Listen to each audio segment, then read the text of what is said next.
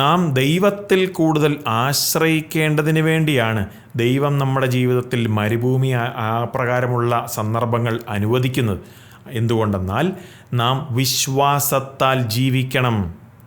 നമ്മുടെ മരുഭൂമി അനുഭവങ്ങളെന്ന് പറഞ്ഞാൽ ചിലപ്പോൾ നമ്മുടെ ലവ്ഡ് വൺസ്, നമ്മളെ ഏറ്റവും സ്നേഹിക്കുന്നവർ നമ്മളെ വിട്ട് ഉദാഹരണത്തിന് മരിച്ചു പോകുന്നതായിരിക്കാം, അല്ലെങ്കിൽ നമ്മുടെ ജോലിക്ക് വല്ല തടസ്സം വരുന്നതായിരിക്കാം, അല്ലെങ്കിൽ സീരിയസ് ആയിട്ടുള്ള ആരോഗ്യത്തിൻ്റെ എന്തെങ്കിലും പ്രശ്നങ്ങളൊക്കെ ആയിരിക്കാം.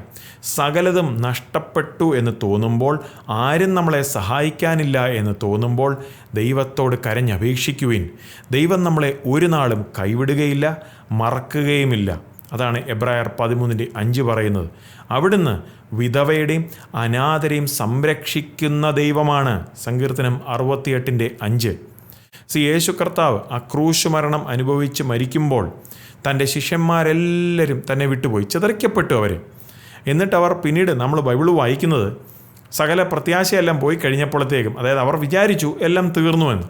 അപ്പോൾ അവരെന്ത് ചെയ്തു? അവരുടെ ആ മീൻപിടുത്ത ജോലിയിലേക്ക് തന്നെ അവർ തിരിച്ചു പോയി. പക്ഷേ യേശു കർത്താവ് അവർക്ക് പ്രത്യക്ഷപ്പെടുകയാണ്. തിബരിയാസ് ലേക്കിൻ്റെ അവിടെ വെച്ച് യേശു അവർക്ക് പ്രത്യക്ഷപ്പെടുകയും അവരോടൊപ്പം വരുന്ന ബ്രേക്ക്ഫാസ്റ്റ് കഴിക്കുകയും എന്നിട്ട് പത്രോസിനെ ഉറപ്പിച്ച് പറയുകയാണ്. പത്രോസിനോട് ചോദിക്കുന്നില്ലേ, നീ എന്നെ സ്നേഹിക്കുന്നു എന്നൊക്കെ. എന്നിട്ട് തൻ്റെ ആടിനെ മേയ്ക്കണം എന്നൊക്കെ പറഞ്ഞുള്ള ആ ഒരു ഉറപ്പും ആ ഒരു കൽപ്പനയും ഒക്കെ കൊടുക്കുകയാണ്. യേശുവിൻ്റെ ശിഷ്യന്മാർ പഠിച്ചു. കാഴ്ചയാലല്ല, പ്രത്യുത വിശ്വാസത്താൽ നടക്കുവാൻ അവർ പഠിച്ചു. അതാണ് 2 കൊരിന്ത്യർ 5:7 പറയുന്നത്.